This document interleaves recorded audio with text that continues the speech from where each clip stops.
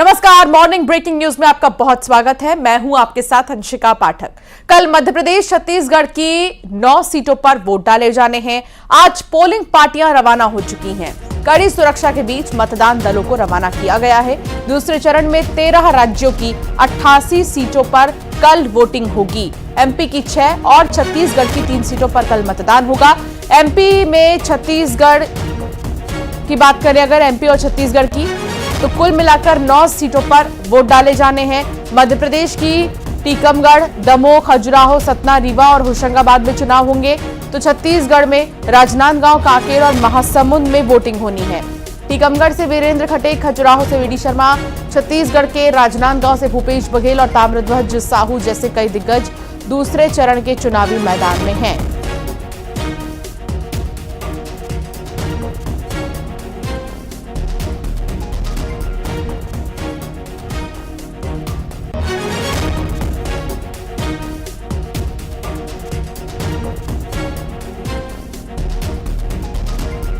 तो कड़ी सुरक्षा के बीच पोलिंग पार्टियां रवाना हो चुकी हैं। दूसरा चरण 26 अप्रैल, छत्तीसगढ़ की 3 सीटें और मध्य प्रदेश की 6 सीटें जहां पर वोट डाले जाने हैं और इनके लिए तैयारियां पूरी हो गई हैं। मतदान दल की तस्वीर आप देख रहे हैं जो कि रवाना हो चुके हैं।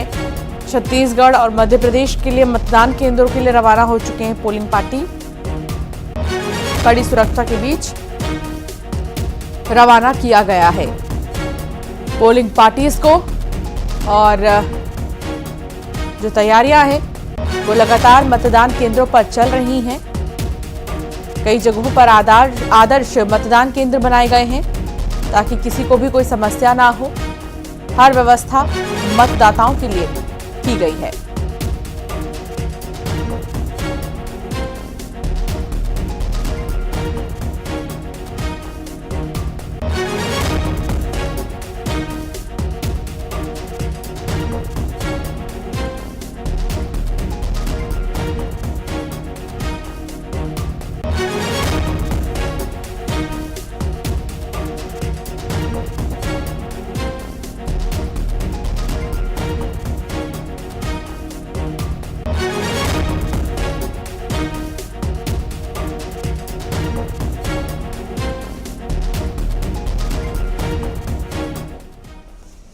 कांकेर में दूसरे चरण के चुनाव के लिए तैयारियां पूरी हो गई हैं। पोलिंग पार्टियों को रवाना किया जा रहा है।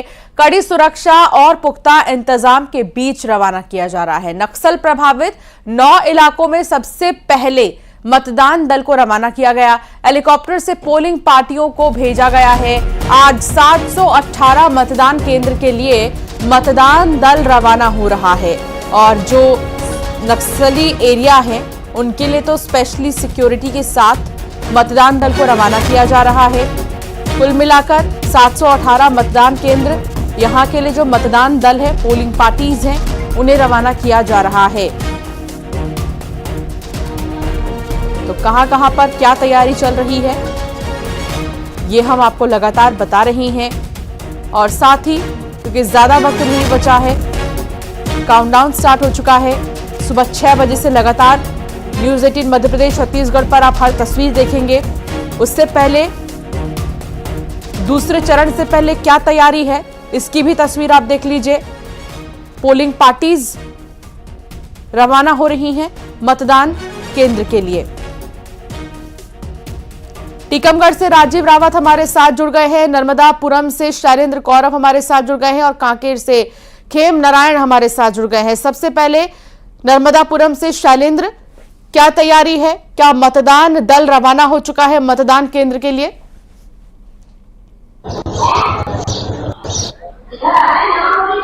जी, लोकतंत्र के महापर्व लोकसभा चुनाव के लिए जो दूसरा चरण है उसमें संसदीय क्षेत्र क्रमांक 17 होशंगाबाद नरसिंहपुर में भी मतदान होना है।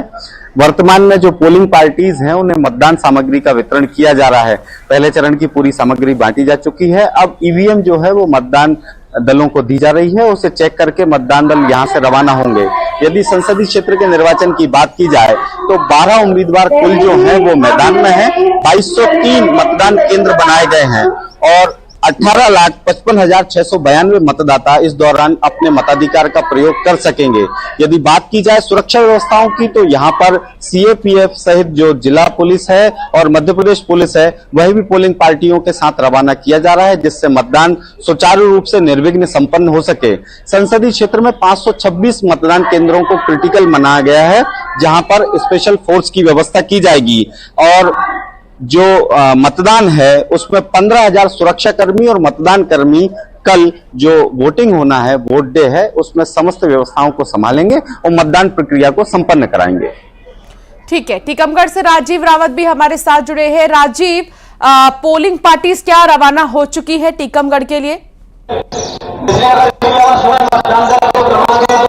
देखिए, कल होने वाले मतदान को लेकर अब जो काउंटिंग शुरू हो गया है और पोलिंग पार्टियां जो पॉलिटेक्निक कॉलेज है वहां पे स्ट्रांग रूम बनाया गया है, वहां से ईवीएम और मतदान के साथ रवाना होने वाली हैं, क्योंकि सामग्री अभी वितरण की जा रही है। सवेरे जो मतदान दल है वो लगातार यहाँ पॉलिटेक्निक कॉलेज के ग्राउंड में पहुंच रहे हैं। सुरक्षाकर्मी भी यहाँ पे मौजूद हैं और तमाम जो अधिकारी हैं वो भी यहाँ पे मौजूद हैं। और कल होने वाले मतदान को लेकर अब पूरी तरह प्रशासन ने तैयारियां कर ली और कुछ ही देर बाद यहाँ से पोलिंग पार्टियां अपने अपने मतदान केंद्रों के लिए रवाना हो जाएंगी। कल टीकमगढ़ जो संसदीय लोकसभा सीट है इस पर मतदान होना है और सुबह 7 बजे से मतदान प्रक्रिया प्रारंभ हो जाएगी, जिसको लेकर टीकमगढ़ जो लोकसभा सीट है इसमें छतरपुर की 3 विधानसभाएं शामिल हैं और टीकमगढ़ की 3 विधानसभाएं शामिल हैं और निवाड़ी जिले की 2 विधानसभाएं शामिल है। तो कुल मिलाकर यहाँ पे 18 लाख से अधिक मतदाता अपने मताधिकार का उपयोग करने वाले हैं और कल जिसको लेकर प्रशासन ने पूरी तरह तैयारियां कर ली। सुरक्षा के भी कड़े इंतजाम किए हैं।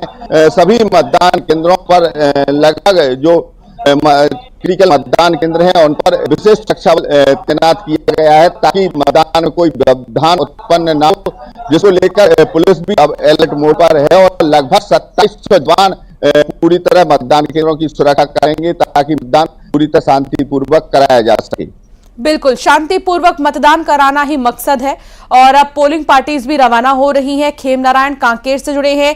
कांकेर नक्सल प्रभावित इलाका खेमनारायण, और हाल ही में मुठभेड़ में 29 नक्सली को मारा गया है, ढेर हुए हैं 29 नक्सली। इस लिहाज से भी बेहद महत्वपूर्ण हो जाता है कांकेर। यहां पर पोलिंग पार्टी सुरक्षा के बीच क्या रवाना हो चुकी हैं? आईडी पर पत्र प्राप्त करने में जी देखिए, कांकेर में लोकसभा में अब मतदान का समय बिल्कुल पहुंचने वाला है और अब लोग जो है लोकतंत्र के इस पर्व को मनाएंगे। 26 अप्रैल को यहाँ पर मतदान होना है, जिसके लिए जिला निर्वाचन के द्वारा तमाम व्यवस्थाएं कर दी गई हैं। आज जो है सुबेरे से स्ट्रांग रूम के बाहर जो है मतदान कर्मियों को बुलाया गया है और उनको सामग्रियां वितरण की जा रही है। उसके बाद जो है वाहन भी यहाँ पर लगाकर रख दिया गया है। सभी मतदान केंद्रों में सुरक्षित उनको मतदान कर्मियों को पहुंचाने के लिए सुरक्षा बल का भी इंतजाम कर लिया गया है। हालांकि नक्सल प्रभावित ये जिला है और यहाँ पर नक्सल प्रभावित जो मतदान केंद्र है उसके लिए पहले ही जो है हेलीकॉप्टर के माध्यम से मतदान दलों को भेज दिया गया है और जो संवेदनशील इलाके हैं वहां पर भी जो है पर्याप्त सुरक्षा की व्यवस्था जो है यहाँ के सुरक्षा अधिकारी रखी है और उनका कहना है कि जो सुरक्षा बल के जवान है वो शांतिपूर्वक मतदान कराने में महत्वपूर्ण योगदान देंगे। जी बिल्कुल, और ये बहुत जरूरी भी है कि मतदान शांतिपूर्वक हो। कवर्धा से मनीष संवाददाता साथ जुड़ गए हैं। मनीष, कवर्धा में क्या तैयारियां हैं?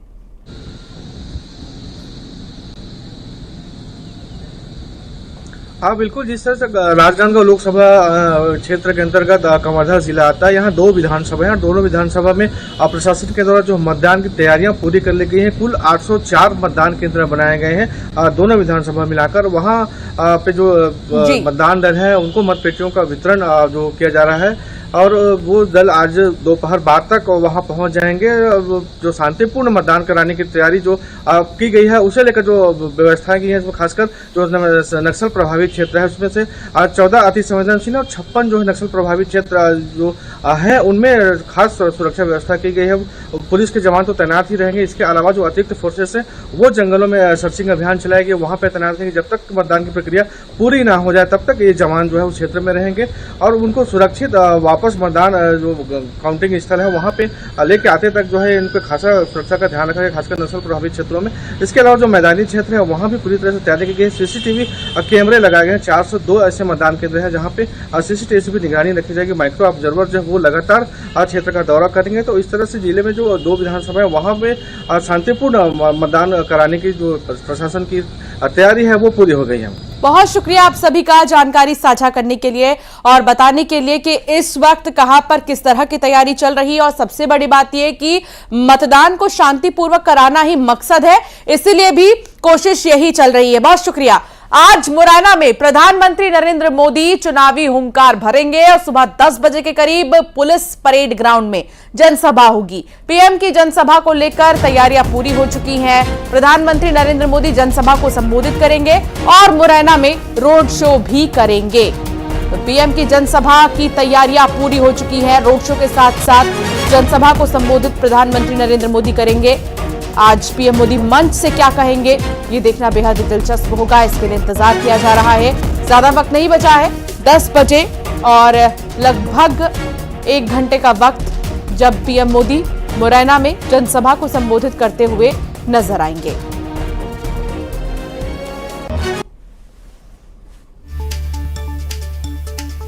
मुरैना में कौन आमने सामने है? मुरैना का जो रण है उसमें बीजेपी से शिवमंगल सिंह तोमर प्रत्याशी हैं और कांग्रेस के सत्यपाल सिंह प्रत्याशी हैं। दोनों के ही बीच जबरदस्त मुकाबला और आज प्रधानमंत्री नरेंद्र मोदी बीजेपी के प्रत्याशी के लिए वोटों की अपील करने के लिए नजर आएंगे और साथ ही मंच से चुनावी हुंकार भरेंगे।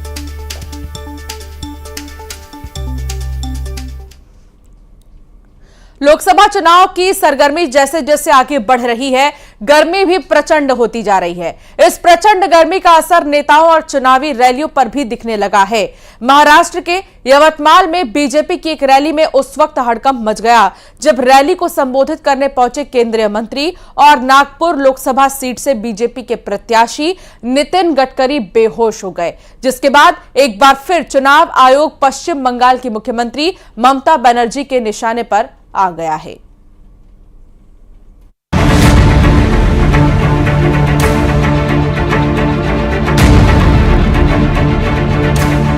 एक तरफ आसमान में सूरज प्रचंड होता जा रहा है तो दूसरी तरफ 2024 के लोकसभा चुनाव के दूसरे चरण का मतदान भी होने वाला है।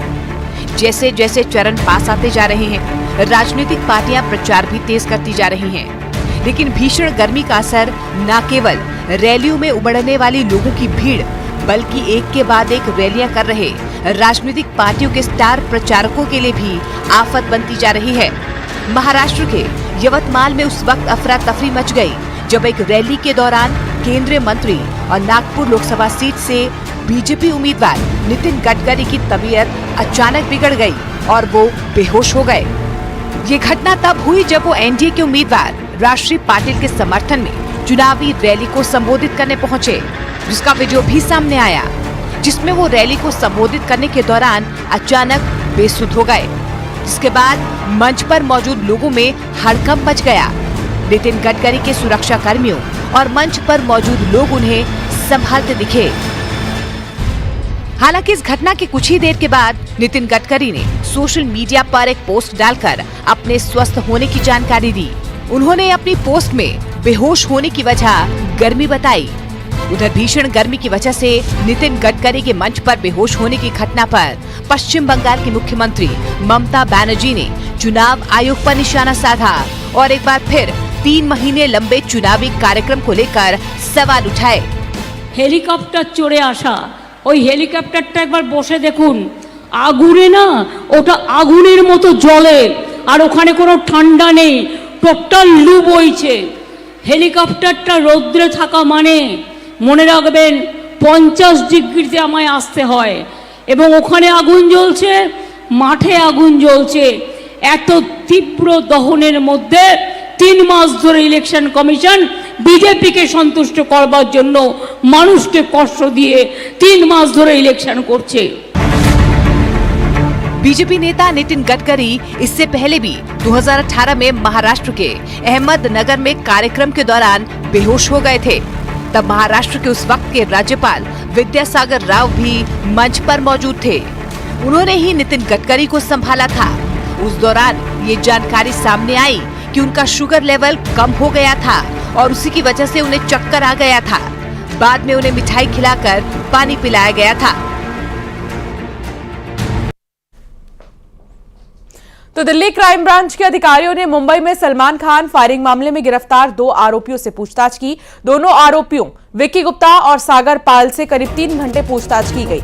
बता दें कि इससे पहले मुंबई क्राइम ब्रांच ने लॉरेंस बिश्नोई और उसके भाई अनमोल बिश्नोई को मुख्य साजिशकर्ता बताया था। पुलिस ने फायरिंग मामले में 4 लोगों के खिलाफ मामला दर्ज किया है, जिसमें अनमोल बिश्नोई और लॉरेंस बिश्नोई भी आरोपी हैं। मुंबई क्राइम ब्रांच सूत्रों के मुताबिक आरोपियों ने घर पर फायरिंग से पहले 4 बार रेकी की थी और सलमान खान को पनवेल फार्म हाउस में पहले मारने का प्लान कर रहे थे, लेकिन वो प्लान फेल हो गया तो आरोपियों ने उनके घर पर ही फायरिंग की।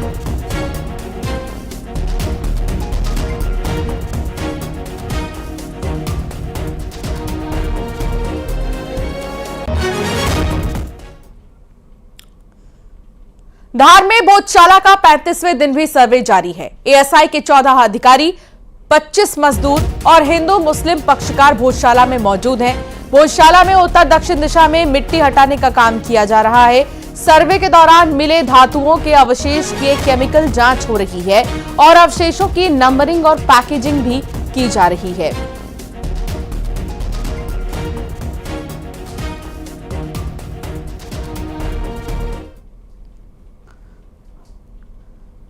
और अब बात दुर्ग की, जहां दादी पोती की हत्या मामले में इनाम घोषित किया गया। हत्यारों का सुराग देने वाले को 25,000 का इनाम मिलेगा। दुर्ग रेंज के आईजी ने इनाम देने की घोषणा की है। 6 मार्च को गनियारी गांव में दादी और पोती की हत्या हुई थी। वारदात के 1.5 महीने बाद भी पुलिस के हाथ खाली हैं, जिसके बाद पुलिस ने अब इनाम देने का ऐलान किया है। जो भी सुराग देगा उसे 25,000 का इनाम मिलेगा।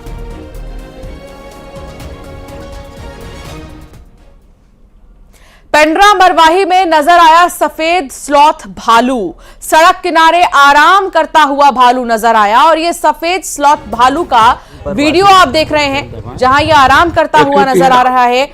और ये इस तरह की प्रजाति है, इस तरह की प्रजाति का जो भालू है वो कम ही देखने को मिलता है, लेकिन पेंड्रा के मरवाही में सफेद रंग का ये भालू आराम करता हुआ नजर आया। और देखिए गर्मी का मौसम है और पानी पीता हुआ ये सफेद भालू नजर आ रहा है। कुछ लोग वहां पर मौजूद हैं जो इसका वीडियो बना रहे हैं। अब यही भालू चर्चा का विषय गांव में बन गया है। रिपोर्ट का तो कहीं पर बात ही नहीं था ना। धमतरी में बिस्किट से भरे ट्रक में आग लग गई। आग ने पूरे ट्रक को चपेट में ले लिया। दमकल की गाड़ी ने आग पर काबू पाया है और आग लगने का कारण अज्ञात बताया जा रहा है। केरेगांव थाना क्षेत्र का यह मामला बताया जा रहा है। ये ट्रक बिस्किट से भरी हुई थी, लेकिन अचानक से आग लग गई। आग लगी कैसे, कारण अज्ञात है। इसकी जांच की जा रही है, लेकिन जो राहगीर है गनीमत रही कि वो इसकी चपेट में नहीं आए, उन्हें इससे कोई नुकसान नहीं हुआ। हालांकि दमकल विभाग की गाड़ियों को जानकारी दी गई और आसपास के लोगों ने आग बुझाना शुरू किया।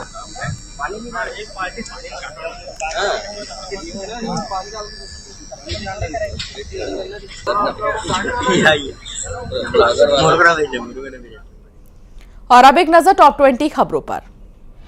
राजनांदगांव में कल